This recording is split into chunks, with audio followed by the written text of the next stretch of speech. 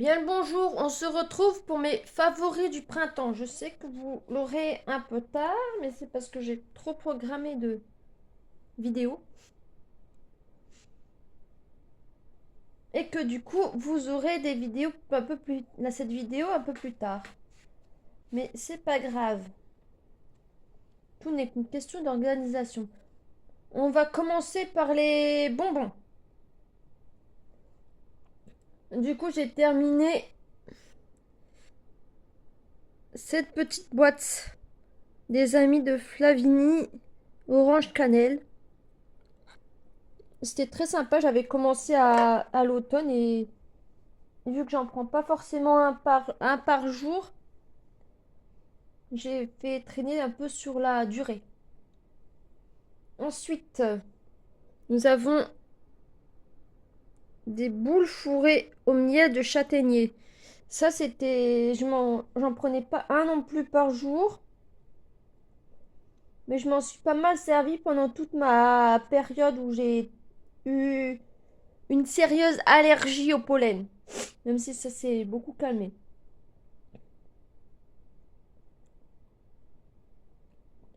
Ensuite,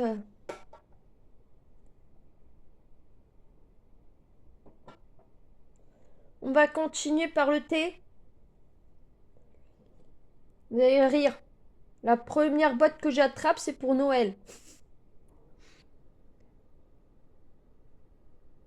Infusion de Noël.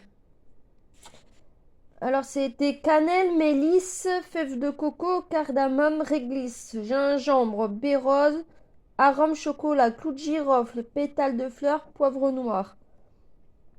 C'était très sympa comme petit thé. Infusion. À savoir que je prends des sachets en semaine et le dimanche, je me fais du thé en vrac. Parce que j'ai encore pas mal de thé en vrac. Ensuite, on a thé du Louvre. Le palais d'été. Hop, de très jolies boîtes. Oui, d'accord, le bord est un peu mangé, mais bon. Voilà les ingrédients.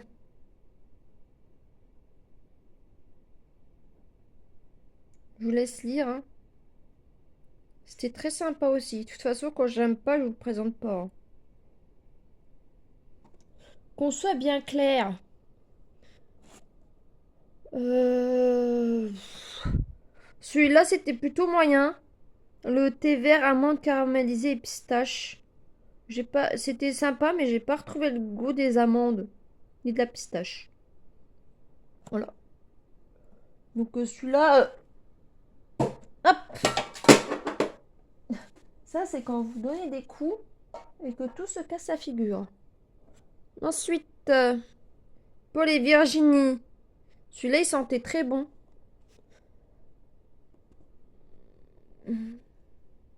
Voilà pour les ingrédients.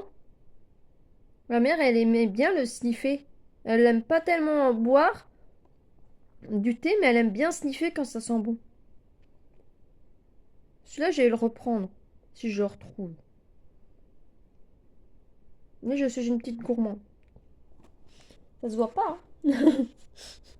Mais je suis une gourmande. Celui-là aussi était sympa. Pourtant, j'aime pas la rhubarbe, mais ça se sentait pas.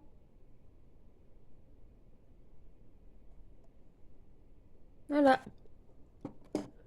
Ensuite, il y avait celui-ci, 4 tisanes d'herboriste.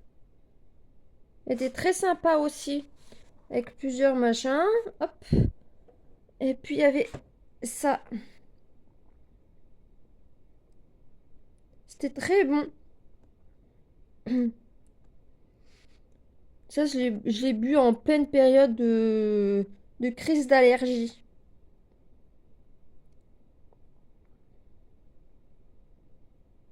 Voilà. Vous mettez en pause hein, si vous voulez lire de plus près. Ensuite, on va parler musique. Donc, du coup, j'ai réécouté Vivaldi les 4 saisons. J'aime beaucoup Vivaldi. J'ai réécouté Lost Opera. C'est un groupe de métal symphonique normand que j'ai découvert en 2018. Il est en lien entre l'artiste néo-gothique qu'on a arrêté de suivre et mon copain. Entre les deux. Mais ils ont pas, que ce soit mon copain ou le groupe de musique, ils ont pas à subir la bêtise d'un énergumène.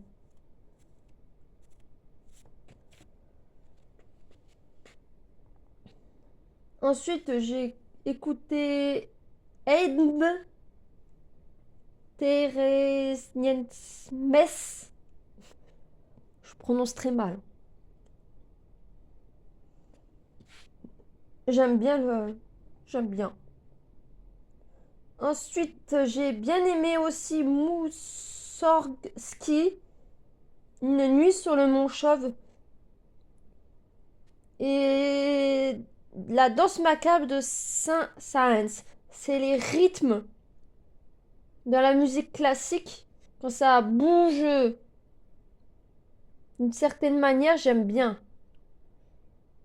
Il ne faut pas que ça bouge de manière à donner la migraine, si vous voulez.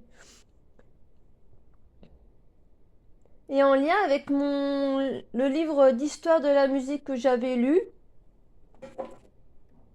celui-ci, dont j'ai pas fini d'écouter des extraits.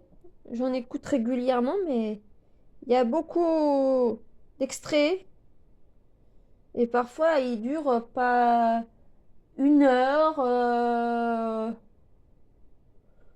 Ça s'écoute pas n'importe comment non plus parce qu'en parallèle de la musique, je regarde les vidéos de mes consoeurs et confrères et j'écoute de la musique plus contemporaine, on va dire. Même s'il y a des artistes que je n'aime pas. Mais quand je dis d'écouter de la musique contemporaine, avec le livre, j'ai testé la musique grecque et j'ai découvert Helena Paparizou. Elle a, elle a gagné l'Eurovision en 2005-2006 avec Number One, mais là c'est la chanson OK que j'ai bien aimée. Il m'arrive de l'écouter de temps en temps, du coup, la petite dame. Et elle est très jolie, ça fait une belle Aphrodite.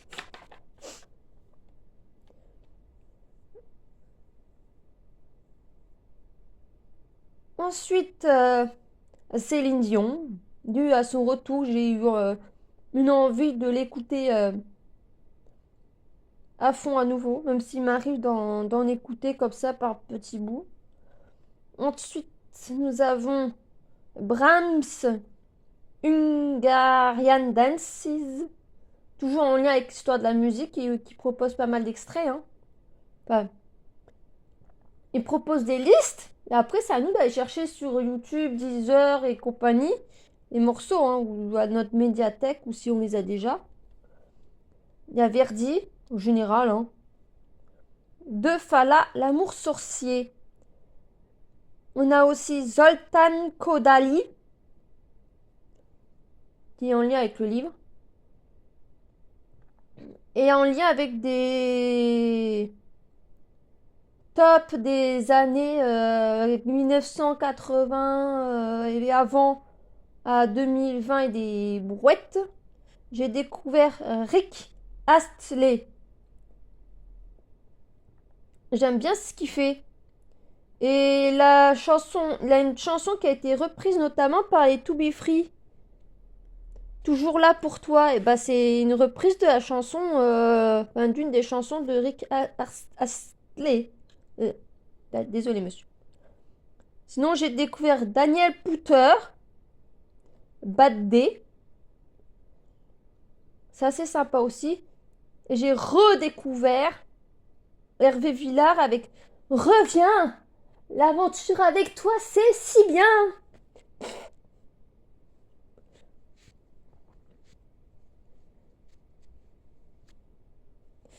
Voilà. Non, mais le mieux, c'est de me voir chanter avec la musique, hein. C'est plus drôle. Et après, en même temps, hein, j'ai écouté quelques chansons de Laura Pausini. Voilà. Parce que pendant que je faisais mon tri, j'écoutais pas mal de musique, de la country,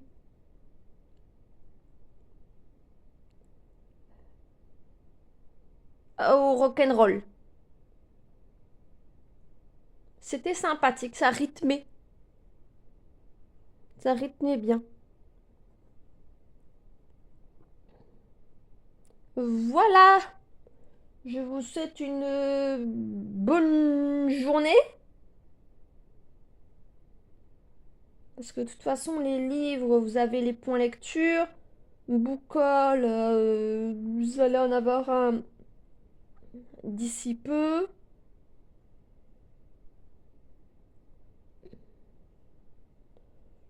Voilà.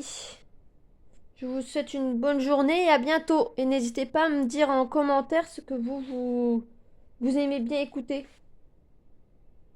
C'est toujours sympa d'échanger. J'aime bien découvrir des artistes. Des fois, ça peut être sympa. À chanter sur la chaise en faisant des petites chorégraphies.